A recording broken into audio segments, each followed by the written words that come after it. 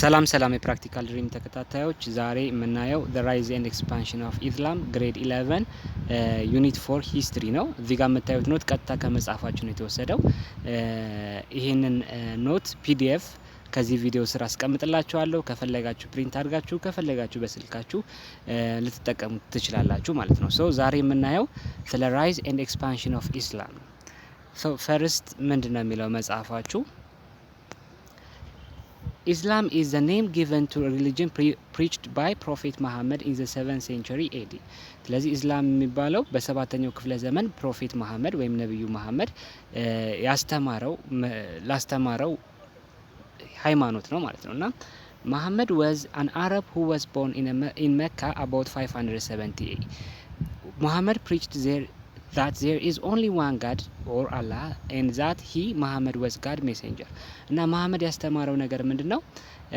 መሐመድ የተወለደው በ570 ነው እና አንድ አምላክ ብቻ እንዳለ ያም ስሙ አላህ እንደሆነና እሱ ደግሞ የአላህ መልእክተኛ እንደሆነ ነው ያስተማረው ማለት ነው። ቀጣይ ፖይንት ምንድነው የሚለው? Those who believe in one God and accept Muhammad as his messenger are called Muslims. Muslim is an Arabic word that means one who submit to God. Islam is an Arabic word for submission. እና ምንድነው አላህን እንደ አምላክ የሚቆጥር እንዲሁም ደግሞ ነብዩ መሐመድን እንደ አላህ መልእክተኛ የሚቆጥር ሰው ሙስሊም ነው የሚባለው ማለት ነውና ሙስሊም is an Arabic word which means one who submit to God. ራሱን ለአምላክ አሳልፎ የሚሰጥ ወይም ደግሞ የሚያስገዛ ሰው ሙስሊም ይባላል። ኢስላም የሚለው ቃል ራሱ በአረበኛ ምን ማለት ነው? ሰብሚሽን ማለት ነው። ራስን ማስገዛት ወይም ደግሞ ራስን አሳልፎ መስጠት እንደማለት ነው። ሶ ቀጣይ ምንድነው የምናየው? ስለ ፕሮፌት መሐመድ ስደት ወይም ደግሞ በዛ ጊዜ ስለነበረው ነገር እና ምንድነው የሚለው? መሐመድ began his teaching in Mecca about 610. ስለዚህ መሐመድ ማስተማር የጀመረው በ610 ነው። ነብዩ መሐመድ ማስተማር የጀመረው በ610 ነው። ቀደም እንዳወራ ነው በ570 ነበር የተወለደው።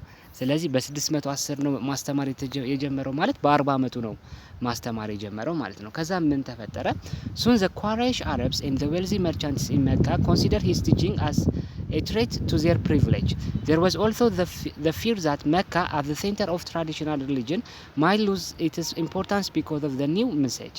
እና ነብዩ መሐመድ ከአምላክ የተቀበለው መልእክት ወይም ከአላህ የተቀበለው መልእክት ይዞ አንድ አምላክ እንዳለ ለዛም ህይወታቸውን አላህ ማመን እንዳለባቸው በሚያስተምርበት ጊዜ ቋራይሽ አረብስ የሚባል ባይዘው አረብ ሲባል ብዙ አይነት ትራይብ አላቸው። አረብ ሲባል ሁሉም አረብ አይደለም። በእርግጥ አረብ ናቸው ስቲል ግን በውስጣቸው የተለያየ ትራይብ አላቸው። ለምሳሌ ወደ በኋላ የምናያቸው ኡመያድ የሚባሉ አሉ። አሁን እዚህ ጋር የምታዩት ቋራይሽ የሚባሉ አሉ። ስለዚህ ብዙ አይነት ትራይቦች አሉ እና ከነዚህ ውስጥ አረቦች ውስጥ ቋራይሽ የሚባሉት እነዚህ ትራይቦች ወይም ደግሞ ዘሮች እና ዌልዚ መርቻንቶች ይሄን ነገር አልፈለጉትም። ምክንያቱም መካ was a center of traditional religion ብዙ ሃይማኖቶች ብዙ ይሄ በጣዖት የሚመለኩ ሃይማኖቶች ሴንተር ነበረች። እንዲሁም የተለያዩ ሰዎች በአመት አንዴ ወደዛ ጉብኝት ያደርጋሉ እነዚህን ጣዖቶችን ለማምለክ ማለት ነውና እዚህ ጋር ምንድነው የሚለው? the annual pilgrimage to Kaaba, a holy shrine in Mecca visited by thousands of Arabs from all Peninsula had been a source of considerable income for Mecca merchants. እና የመካ ነጋዴዎች እነዚህ ሰዎች ሲመጡ በጣም ተጠቃሚ ናቸው። እነዚህ ሰዎች የሚመጡት ካባ ወደ ይሄ እዚህ ጋር አሁን በአሁኑ ሰዓት ሙስሊሞች መካ ላይ ሄደው የሚዞሩት ነው ካባ የሚባለው። ግን በድሮ ጊዜ ምንድን ነበረ? እነዚህ ካባው ላይ ነበረ የተለያዩ እነዚህ ጣዖቶችን ያመልኩ የነበረው እና ይሄ ነገር በመኖሩ የመካ መርቻንቶች በጣም ተጠቃሚ ነበሩ ማለት ነው ባጭሩ። እና so he and his followers were persecuted and several attempts were made to kill him. እና ቢዝነሳቸው እንዳይጠፋ ንግዳቸው እንዳይጠፋ ስለሚፈልጉ ነብዩ መሐመድንና ተከታዮቹን ያሳድዷቸው ነበር ማለት ነው። በዚህ ምክንያት ምን ተፈጠረ? ሂጅራ ምንድነው? As the persecution intensified, Muhammad and his followers fled to a town of Yathrib, later named Medinat al-Nabi or the city of prophet or Medina. This event is known as Hijrah, took place in 622, the first year of Islamic calendar. ስለዚህ ምንድነው የሚለው? ልክ ነብዩ መሐመድንና ተከታዮቹን በጣም ማሳደድ ሲጀምሩ ምን አደረጉ? ከመካ ይኖሩበት ከነበረው ወደ የታሪብ ወይም ደግሞ ስሟ ተቀይሮ አሁን መዲና ወደምትባሏ ተሰደዱ። ከየት? ከመካ ወደ መዲና። ይሄ ስደታቸው ምን ተብሎ ይጠራል? ሂጅራ ይባላል ማለት ነው። ይሄ ሂጅራ ሀፕን ያደረገው መቼ ነው? በ622 ነው። እና በእስልምና ካላንደር አንድ ነገር በተፈጠረበት ቀን ስለሚጀምር የእስልምና ካላንደር አንድ ብለው የሚጀምሩት ከሂጅራ ከተካሄደበት ጊዜ ጀምሮ ነው ማለት ነው። ስለዚህ ይሄን ነው የሚያወራው። ቀጣይ የሚያወራው ስለምንድነው? ስለ ሰሃባ ነው። The inhabitant of Medina who invited Muhammad to their own home known as Ansar or the Helpers. The Meccan immigrants who known as Ujarun, those who undertook the Hijrah or immigrants. These two groups formed Sahaba. ስለዚህ Sahaba or the companion of the Prophet ከፕሮፌቱ ጋር አብሮ የነበሩ ሰዎች እንዲሁ በቀላሉ በሁለት አንጻር ልታያቸው ትችላላችሁ። አንደኛ አንሳር ወይም the helpers የሚባሉት ነብዩ መሐመድ ከመካ ወደ መዲና ወይም ደግሞ በድሮ ስማ ወደ የታሪብ ሲሄድ የተቀበሉት ሰዎች የታሪብ ላይ መዲና ላይ ሆነው ነብዩ መሐመድ የተቀበሉት ሰዎች አንሳር ወይም the helpers ይባላሉ። ግን አብረውት ደግሞ ሂጅራውን ያካሄዱት ያንን ጉዞ የተጓዙት ኡጃሩን ወይም ደግሞ those who undertook the hijra immigrants ስደተኞቹ ተብለው ይጠራሉ። የአንሳርና ኡጃሩን አንድ ላይ ሆነው ምን ይባላሉ ማለት ነው? ሰሃባ ይባላሉ። which means the companion of the prophet ከነብዩ ጋር አብሮ የነበሩ ሰዎች ማለት ነው ባጭሩ። ምን ይላል? from 622 until he died in 632 Muhammad strengthened and governed the Muslim community or Ummah successfully resisted the attack of his Meccan enemies and their allies እና ነብዩ መሐመድ ከ622 which means ሂጅራ ከተካሄደበት ጊዜ አንስቶ እስከ 632 ከ10 አመት በኋላ ነብዩ መሐመድ እስከሚያርፍበት ጊዜ ድረስ የእስልምና ኮሚኒቲ እንዲጠነክር አድርጓል። ባይ ዘ ዌይ የሙስሊም ኮሚኒቲው በአጠቃላይ ስሙ ኡማ ይባላል።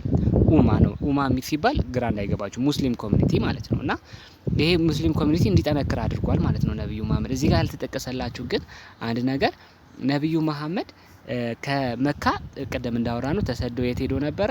ወደ ታሪብ ኦር መዲና ሄዶ ነበረ። ግን ምንድነው ከ8 አመታት በኋላ መዲና ላይ ያሉትን የእስልምና የተቀበሉትን ሚሊተሪዎች ሰብስቦ በሺ የሚቆጠሩ ሚሊተሪዎች ሰብስቦ ተመልሶ መካ ሄዶ መካን ተቆጣጥሯል ማለት ነውና እዚህ ጋር ስላልተገለጸ እንጂ መካን ተቆጣጥሮ ካባው ላይ ቀደም ያወራ ነው ካባው ላይ የተለያዩ ጣዖቶችን ያመልኩ ነበር ብለናል ነበር። እነዛን ጣዖቶችን ዲስትሮይ አድርጎ ካባውን 7 ዞሮ ያ ቦታ ካባ ራሱ ማለት the house of god ያምላክ ቦታ እንደማለት ነውና ይሄ ካባ የሚገኘው መካ ውስጥ which means ሳውዲ አረቢያ እዛ ውስጥ የሚገኝ መስጊድ ውስጥ ነው የሚገኘው እና ብዙ ጊዜ አሁን በሃጂ ሁመራ በሚሉት ሙስሊሞች በሚጓዙበት ጊዜ የሚጓዙት ወደዚህ ቦታ ነው ማለት ነው። ወደ መካ ነው የሚጓዙት። ይሄን እንድታቁልኝ ነውና ነብዩ መሐመድ መጨረሻ ላይ መካንም እንደተቆጣጠረ እንድታቁት ነው መጽሐፋችሁ ላይ ባይጠቀስም። ቀጣዩን ስናወራ between the 8th and 9th century Muslim scholars codified whole Islamic law into a coherent system and eventually there emerged 4 legal schools Hanafi, Malik, Shafi, Hanbal እና እነዚህ ሞር መጽሐፋቸው ላይ ተገልጸዋልና የት አካባቢ እንደዚህ አይነት ስኩሎች እንዳሉ መጽሐፋቸው ያወራል። ግን አንድ ነገር እንድትረዱልኝ የምፈልገው እነዚህ ምንድነው ምን ይላል እዚህ ጋር While they agree on Quran and Hadith as a source of the Sharia, they give priority to one or another two sources of law, that is analogy and consciousness. ስለዚህ የነዚህ አራቱ የኖሌጅ የእስልምናን አረዳድ መንገዶች በአራቱ ክፍሎች ባጭሩ ምን መሰላችሁ? አራቱም አይነት ስኩሎች በቁርአንና በሐዲስ ያምናሉ። ቁርአን ማለት ያው ነብዩ መሐመድ ከአላህ በጅብሪል በኩል ቀጥታ የሰማው ቃላቶች ናቸው። ስለዚህ ቁርአን ላይ የተጻፈው የአላህ ቃላቶች ናቸው ተብሎ ነው የሚጠቀሰው። ሐዲስ ደግሞ ማለት ነብዩ መሐመድ ከተናገሯቸው በተግባር ካሳዩዋቸው የተጻፈ ነው። ስለዚህ እዚህ ላይ ጭቅጭቅ የለም ቁርአንና ሐዲስ ላይ። ግን ሸሪያ ማለት የሙስሊም ኮሚኒቲ ወይም ኡማው የሚተዳደርበት ህግ ላይ ለምሳሌ ያልተጠቀሱ ኬዞች ሲያጋጥሟቸው ከየትኛው ነው ቀድመን መረጃ መውሰድ ያለብን? ከቁርአን ነው ከሐዲስ ነው? ሱናም የሚሉት አለ። ከየትኛው ነው ሶርስ ወስደን ፍርድ መስጠት የምንችለው? ከየትኛው ነው የተለያዩ አዳዲስ ነገሮች ላይ ውሳኔ የሚሰጠው ከምን ተነስተን ነው በሚለው ላይ የተለያዩ ምልከታዎች አሉና እነዚህ ምልከታዎች ወይም አስተያየቶች ናቸው ወደ ተለያየ ስኩሎች እየወሰዷቸው ማለት ነውና ይሄንን ልዩነት የሚያውቁት ብዙ ጊዜ በእስልምና ሊቅ የሆኑ ስኮላሮች ናቸው እንጂ ኖርማሉ ህዝብ ይሄንን እንደ ልዩነት አያዩም። በአላህ ያምናል፣ ነብዩ መሐመድን ነብይ እንደሆነ ይቀበላል። እንዲሁም ደግሞ 5 በእስልምና የተደገጉ ዋናዎቹን ድርጊቶች ይፈጽማል። ስለዚህ ያ ነው እንጂ ዲቴል ገብቶ እንዲህ አይሉም። ትክክለኛ ኖርማል ሙስሊሞች ግን በመጽሐፋቸው ላይ የተቀመጠው ይሄንን እንድትረዱ ነው። ሌላ ውስብስብ ያለ ነገር የለውም ማለት ነው። So ምን ይላል ቀጣይ? Before his death the prophet indicated that governing the community should be based on consultation. After his death his immediate successors were elected and designated as caliph. ነብዩ መሐመድ ካረፈ በኋላ ማን ይከተለው የሚለው ነገር በጣም ጥያቄ ነበር እና ከዛ በኋላ የሆነውን ነገር ባጭሩ ልንገራችሁ። ምክንያቱም ነብዩ መሐመድ ካረፈ በኋላ ስልጣን ማን ይውሰድ፣ ቀጣይ ከሱ ቀጥሎ ማን ይሁን የሚለው ነገር ነው በኋላም የምናየውን በሱኒና በሺያ በሚባሉ የሙስሊም ግሩፖች መካከል ያለው ልዩነት የፈጠረው እሱ ነው እና ምንድነው የሚለውን ስናይ The 4 caliphs ነብዩ መሐመድ ካረፈ በኋላ የተመረጡት ካሊፎች እነማን ናቸው? አቡበከር የመጀመሪያው፣ ኡማር፣ ኡትማን እና መጨረሻ ላይ ደግሞ አሊ ናቸው።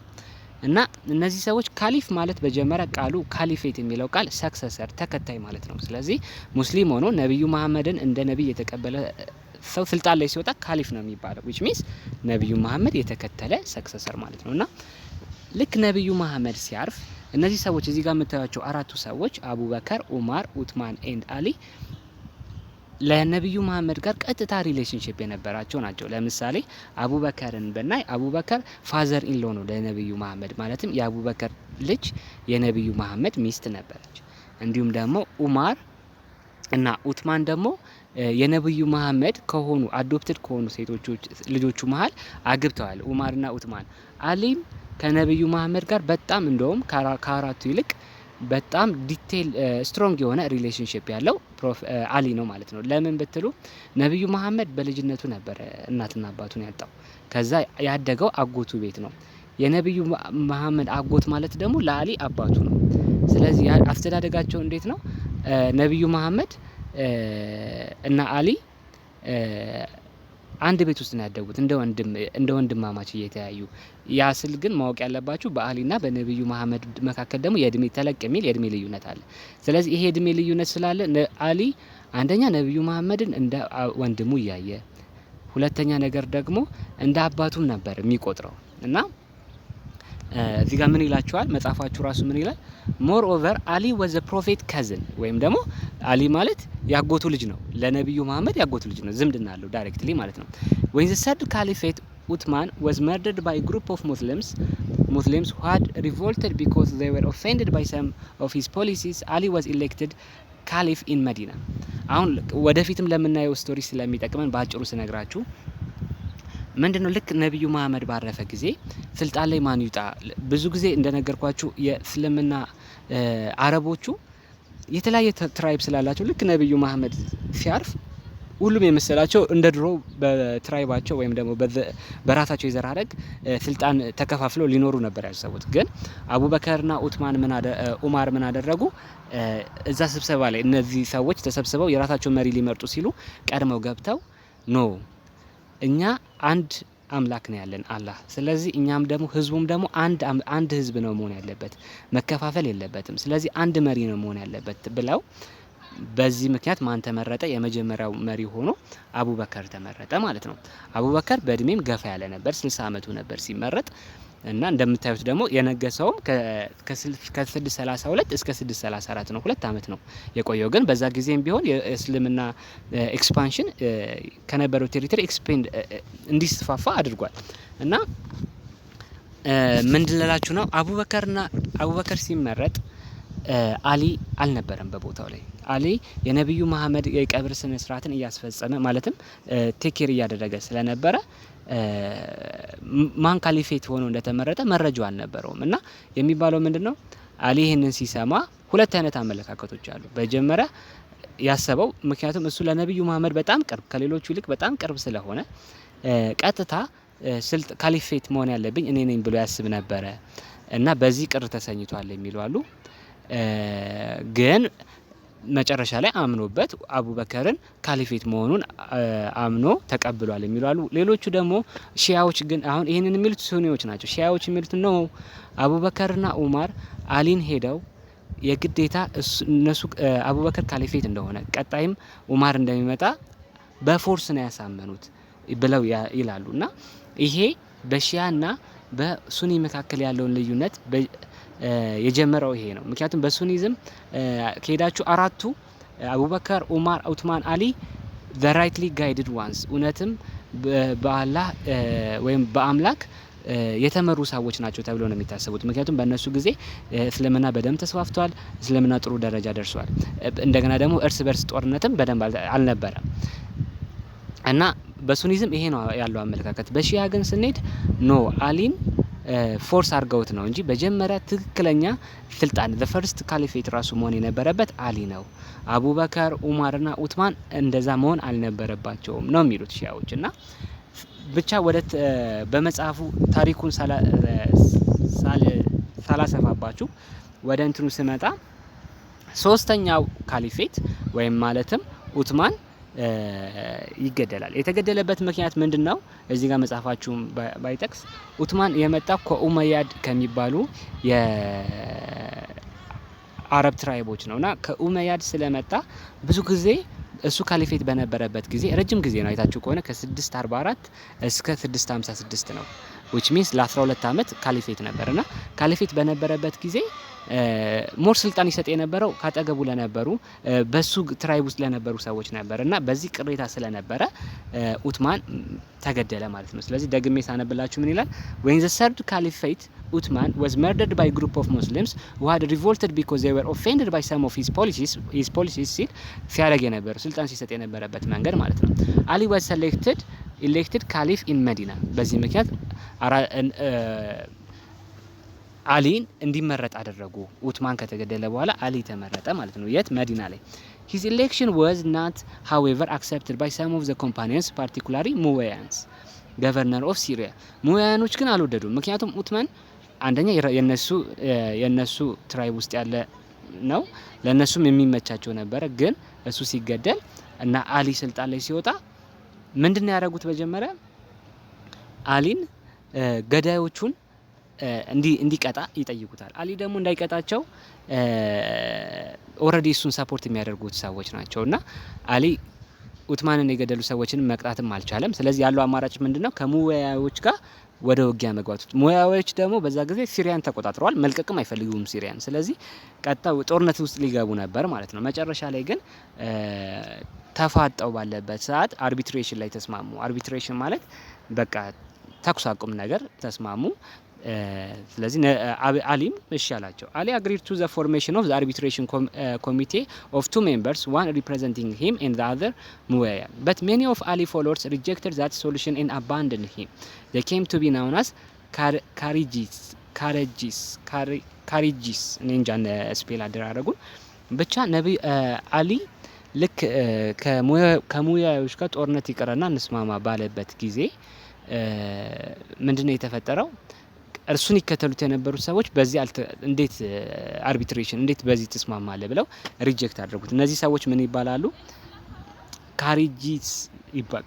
ካሪጂስ ይባላሉ። ኤኒዌይ እነዚህ ግሩፖች they revolted against the caliph and the central government of the Umayyad and Abbasid dynasties in Iraq. even ካሊም በኋላ የመጡት ነገስታቶች ላይ ያምጹ ነበር እነዚህ ካራጂስ የሚባሉ ሰዎች እና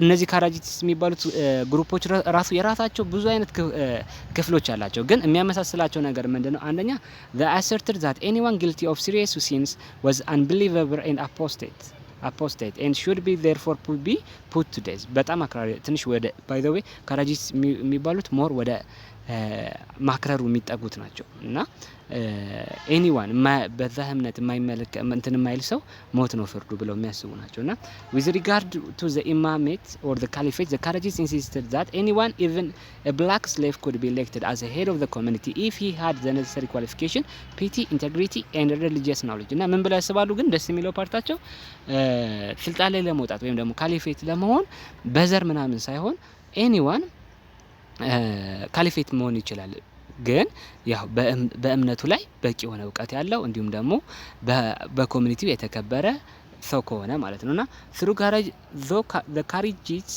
formed a more puritanical and democratic sect. They were not supported by majority of Muslims because of their intolerance toward other Muslims. Therefore, they remained minorities in the eastern land of the Caliphate, in the Magharim or northwest Africa. Some of the Karadzic sects had considerable following followers among the Berbers who were dissatisfied with the oppressive Umayyad region.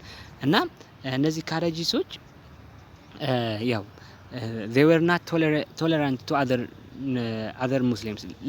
ለሌላ አይነት እስልምና ተከታዮች ምንም ቶለራንስ የላቸውም። ቀጥታ ቅጣታቸው እንደነገርኳችሁ ሞት ነው። ስለዚህ ብዙ መስፋፋት አልቻሉም። አክቹአሊ ማይኖሪቲ አናሳ ሆነው ነው የቀሩት ማለት ነውና ወደ ቀጣዩ ፓርት ስናይ መጽሐፋችሁ የሚያወራው ምንድነው?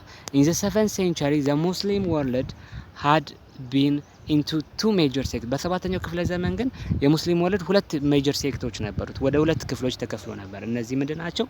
ቀደም ያወራሁት ሺቲስ ኤንድ ሱኒስ የሚባሉት ናቸው እና ምንድነው ዲፈረንሳቸው የሚለውን መጽሐፋችሁ በፓራግራፍ መልክ አስቀምጦታል። እኔ ግን ሞር እንዲቀላችሁ ብዬ ወደ ቴብል ቀይሬዋለሁና እስቲ ሺቲስ የሚባሉትን እኔ known as the Shiite Ali or the party of Ali, the party የአሊ ፓርቲ ተብለው ይጠራሉ። believe that the caliphate they prefer to call imamal or I don't know how to pronounce it በባካችሁ የእስልምና ተከታዮች ካላችሁ እናንተ የተሻለ ፕሮናውንስ ታደርጉታላችሁና should go to the family of the prophet represented by Ali and his descendants. እና የሻይቲስ እምነት ተከታዮች ምንድነው የሚሉት? the caliphate ወይም ደግሞ የእስልምና መሪው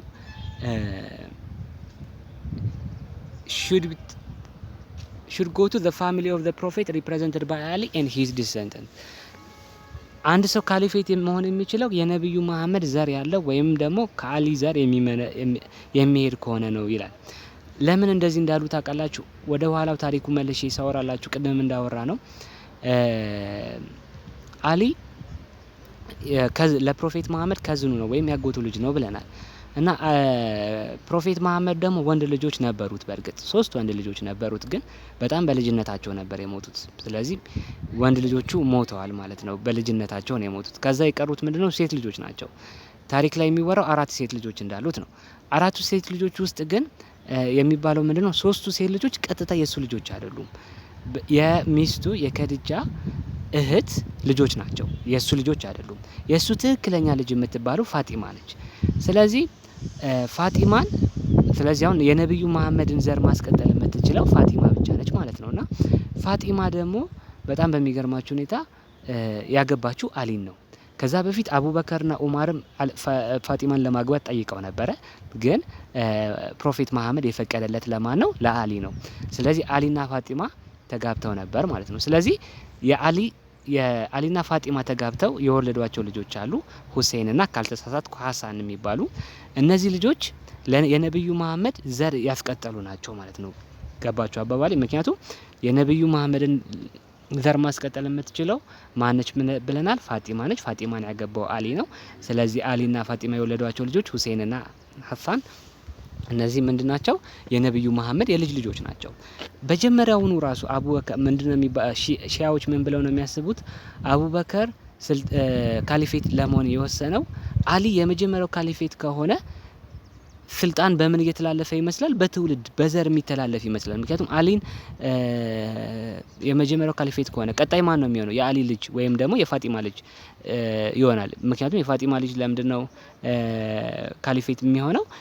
ለነብዩ መሐመድ የልጅ ልጅ ስለሆነ። እንዲህ ያለ ስልጣን እንዲሄድ አይፈለግም። ምክንያቱም እስልምና ላይ እንደ ዳይናስቲ ሳይሆን ካሊፌት መሆን ያለበት በኮሚኒቲው የተመረጠ በሃይማኖቱ የተሻለ የተባለ ሰው ስለሆነ ሲሆን ነው እንጂ ቀጥታ ዘሩ ከዛ ስለወጣ ብቻ መሆን የለበትም ነው። ይሄን የሚሉት ማናቸው? ሱኒዎች። ሺያዎች ግን እዚህ ጋር እንዳልኳችሁ የአሊ ልጅ መሆን አለበት፣ የነብዩ መሐመድ ዘር ተከታይ መሆን አለበት። እንደዛ ካልሆነ አንድ ሰው ካሊፌት መሆን የለበትም የሚሉ ናቸው ሺያዎች። ስለዚህ ሜጀር ልዩነታቸው ይሄ ነው። ከዛ ምን ይላል?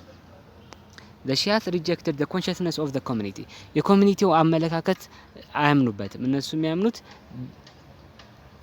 የነብዩ መሐመድ ዘር ያለው ካሊፌት ከተመረጠ እሱ በዛ ዘር ውስጥ ያለ ሰው ስለሆነ ስፔሻል ፓወር ያለው ስፔሻል አመለካከት ያለው ሰው ነው ብለው ነው የሚያስቡት። ምን ብለው ነው የሚያስቡት? replaced it with the doctrine that there was in every age an infallible imam to whom God entrusted the guidance of mankind. For this reason they are the only ones who have the right to lead the Muslim community. እና የነብዩ መሐመድ ዘር ካላቸው የሚመረጡ ካሊፌቶች በጣም የተሻለ አመለካከት ያላቸው ናቸው ብለው ያስባሉ ሺያዎች። they split into many sects ሺያዎች ራሱ ብዙ አይነት ሴክቶች አላቸው። መጽሐፋቸው ላይ እንደተጻፈው 12ers እና 7ers የሚባሉ የተለያዩ የሺያ ክፍሎች አሉ። four bases of the Shia law are Quran, Hadith of the Prophet and of the Imam and the consciousness of the Imam and reason. አያችሁ ሺያዎች የሚያምኑት በአራት ነገሮች ነው። አንደኛው በቁርአን፣ ከዛ በሐዲስ of the prophet ማለትም ነብዩ መሐመድ ባደረጋቸው አስተምሮች ከተናገራቸው ንግግሮች እነዚህ ሐዲስ ይባላሉ። እንዲሁም ደግሞ the consciousness of the imam እዚህ ጋር ነው ትልቁ ልዩነታቸው በሺያና በሱኒ መካከል። እነሱ እንደ አራተኛ የሚጠቀሙት the consciousness of the imam መሪዎቹ ባላቸው አመለካከት ላይ ይወሰናሉ ሺያዎች። ይሄንን ግን ሱኒዎች አይቀበሉትም። they rely on the consciousness of the community በኮሚኒቲው እንጂ በአንዱ በመሪው በኢማሙ ላይ አይደለም ዲፔንድ የሚያደርገው። ሌላኛው መጽሐፋችሁ ላይ እንደ ልዩነት የተቀመጠው ስለምንድነው? ስለ pilgrimage to Mecca they prefer to visit tombs of Ali and his son Hussein in the town of Najaf and Kariba Iraq። ወደ መካ ሲሄዱ ራሱ ሺያዎች የአሊን መቃብርና የልጁን ሁሴንን መቃብር ማየት ደስ ይላቸዋል። ለምን ብትሉኝ መጨረሻ ላይ የአሊንም አሟሟት ብታዩ አሊ እየሰገደ ወይም ደግሞ አምልኮ ላይ ያለ ነው የተገደለው። እንዲሁም ደግሞ ሁሴንም የመጨረሻው ከሁለቱ ልጆች ውስጥ የመጨረሻው ሁሴን ከሙዋዊያኖች ጋር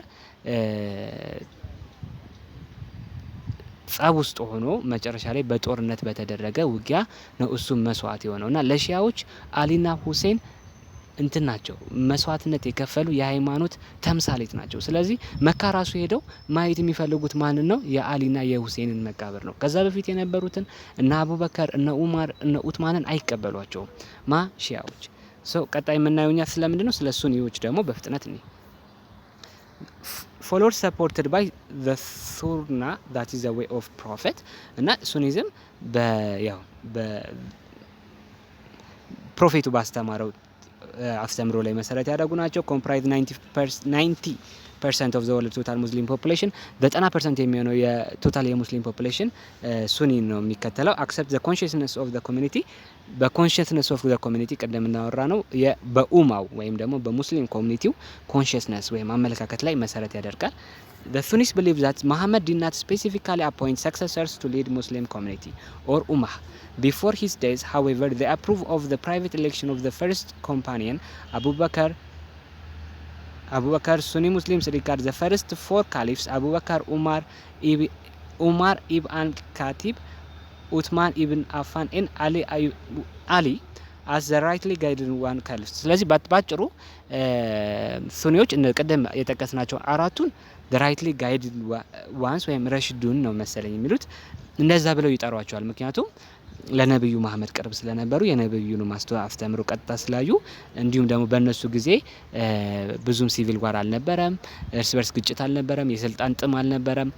ሞር ኢቭን ቶለራንሱ በጣም የሚገርማችሁ ነገር ቶለራንሱ ነበራቸው። ሪሊጅኑ ለማይከተሉ ሰዎች እንደ ሲቪር የሆነ ፓኒሽመንት ሳይሆን ቶለራንሱ ነበራቸው እነዚህ አራቱና ስለዚህ ሱኒዎች እነሱን ነው በደንብ አክሰፕት የሚያደርጉት ማለት ነውና source of the Sunnit law are ቁርአን ቀደም እንዳወራ ነው ቁርአንን ይቀበላሉ፣ ሐዲስን ይቀበላሉ። consciousness of the community and analogy analogy ስንል ምን ማለታችን ነው? ያው አንድን አዳዲስ ነገሮች ላይ ውሳኔ ሲሰጡ በዝም ብለው ሳይሆን ከዚህ በፊት በነበሩት በሐዲሱ ላይ በተጠቀሱት ቁርአን ላይ ከተጠቀሱት ከዛ እየወሰዱ ነው። ይሄ አናሎጂ ይባላል።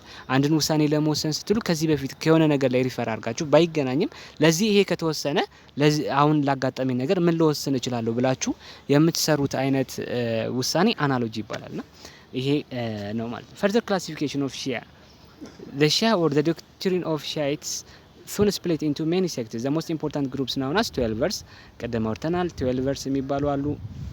ሌላኛው ምን ይላል?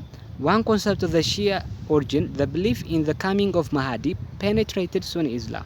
The Mahdi, or the rightly guided one, is seen as the expected deliverer or who restored justice. Through the centuries, Mahdi appeared in various Muslim countries from time to time. እና ምንድን ነው የሚለው የሺያዎች አንድ ሺያዎች ያምኑበት የነበረ አሁን ደግሞ ሱኒዎችም እየተቀበሉት የመጡት ነገር ምንድነው? ማሃዲ ይመጣል ብለው ያስባሉ። ወይም ደግሞ the rightly guided one ሌላ ነብይ ጀስቲስን ስቶር የሚያደርግ in the future ይመጣል ብለው ያስባሉ። ማውን ሺያዎች ግን ይሄ ነገር አሁን ላይ ብዙ ሱኒዎችም የሚቀበሉት ነው። ከሱኒ ኮሚኒቲ ውስጥም አብዛኛው ሰው ተቀባይነት እያገኘ ያለ ነው የሚለው። ሌላኛው ስለ ኤክስፓንሽን ኦፍ ሙስሊም አረብስ ነው። እንዴት ኤክስፓንድ ሊያደርጉ እንደቻሉ ነው የሚያወራው። The Muslim Arabs began their expansion outside of Arabia under the first four caliphs. በፎር ካሊፎቹ ጊዜ ነበር ኤክስፓንድ ማድረግ የጀመሩት። Muslim Arabs motivated by economic and political objective won a series of victories over the armies of the two great power of period, the Byzantine and the Persian Empire. ቤዛንቲንን ፐርሺያዎችንም አሸንፈው የዛ ጊዜ ዶሚናንት የሆነ ፓወር ነበራቸው። the campaign against the Byzantines in Syria took place between 634 and 636. The conquest of Persia took longer. The Battle of Qadesh in 637 opened fertile lowland of Iraq. From their military base of Basra and Kufa, the Muslim armies penetrated the Iran highland. The last great battle of Nihawand ended the Persian Empire. እዚህ ጋር የሚያወራው እንዴት አድርገው ፐርሺያን ቤዛንታይንን እንደተቆጣጠሩ እንዲሁም ደግሞ የኢራቅንም ቦታ እንደተቆጣጠሩ ነው የሚያወራው ማለት ነው። እና እንዴት ኤክስፓንድ እንዳደረጉ ነው የሚያወራው።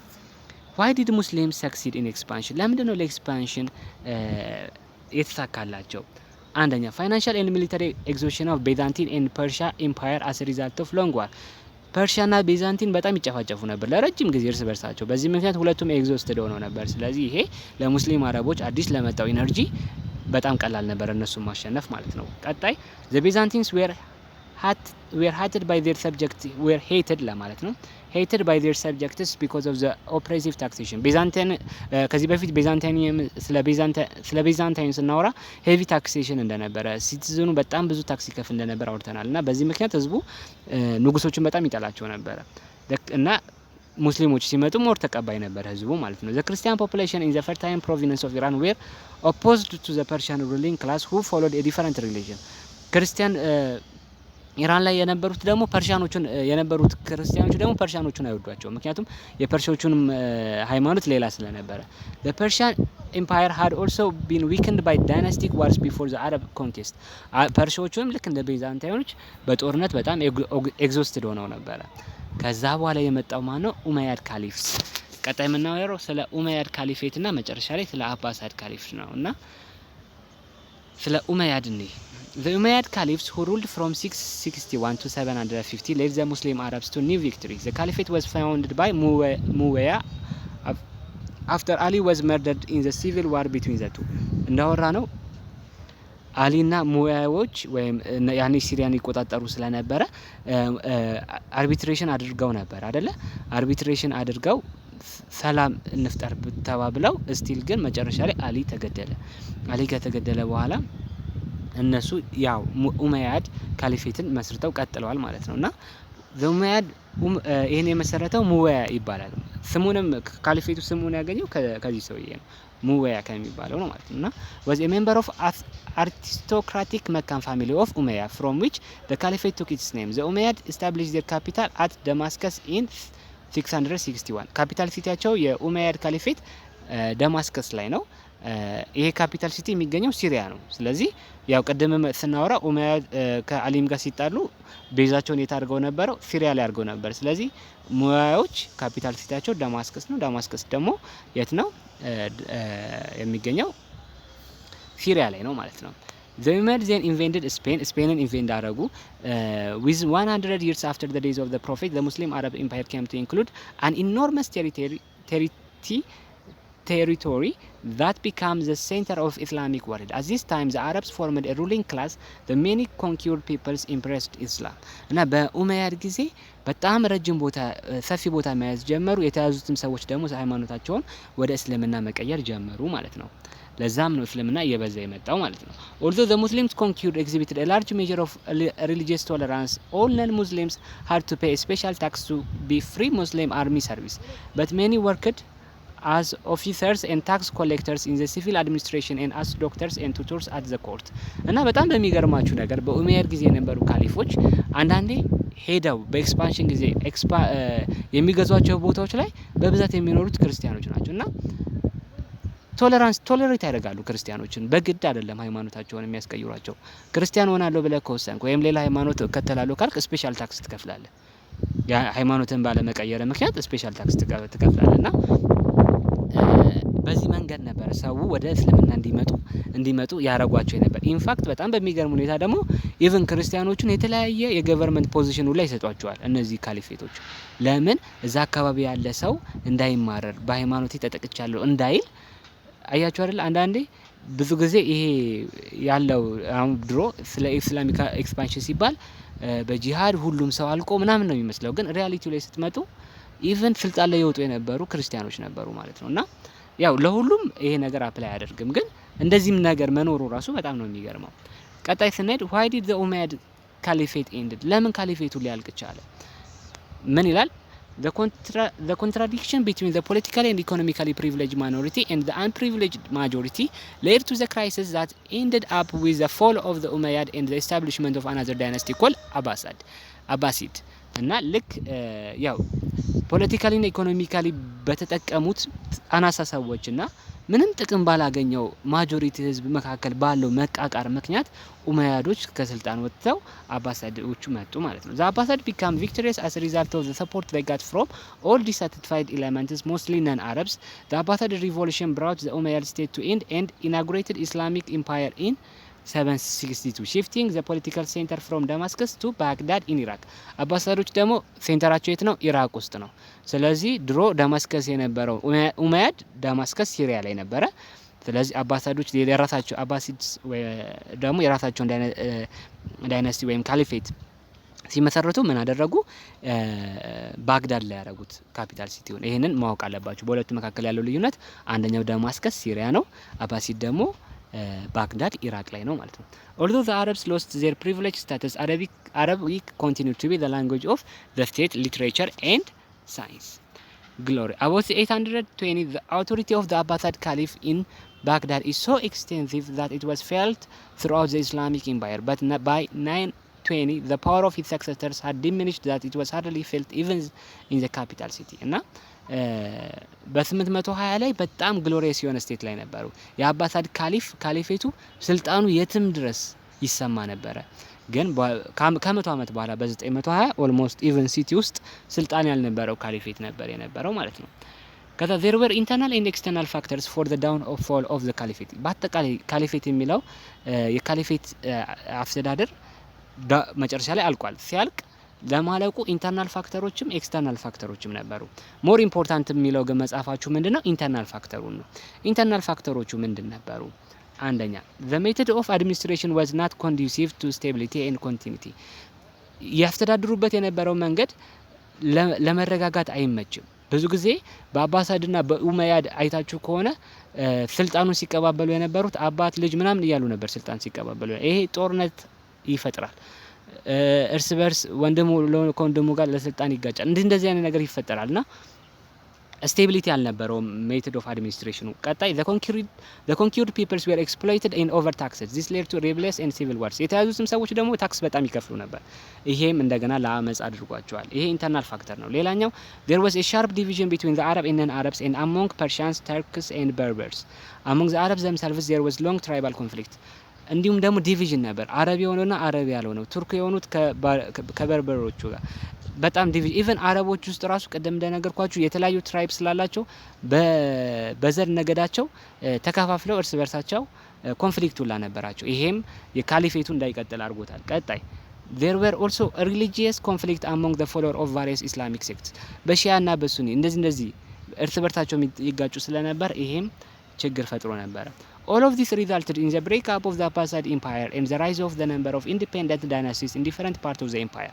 ስለዚህ ይሄ ሁላ መኖሩ ካሊፌቱ አልቆ በተለያዩ ፓርት ኦፍ ኢምፓየሩ ተከፋፍለው ፐርሻ፣ ኢጂፕት፣ ቱኒዚያ፣ መጋሪብ፣ ስፔን ተባብለው የተለያዩ ዳይናስቲዎች እንዲመሰረቱ ምክንያት ሆነ ማለት ነው። ኤክስተርናል ፋክተሩ ግን ምንድነው? ለማለቁ ኤክስተርናል ፋክተሩ ምንድነው? ሞንጎል ኢንቬዥን ነው። የሞንጎሎች መውረር ነው። In 1253, Hulagu, the grandson of Chinggis Khan, left Mongolia in Central Asia as the head of the huge army. He sent a message to the last Abbasid Caliphate demanding surrender. In January 1258, the troops of Hulagu launched an attack against Baghdad. ምንድነው የሆነው? ባግዳድ ቀደም አውርተናል አይደለ?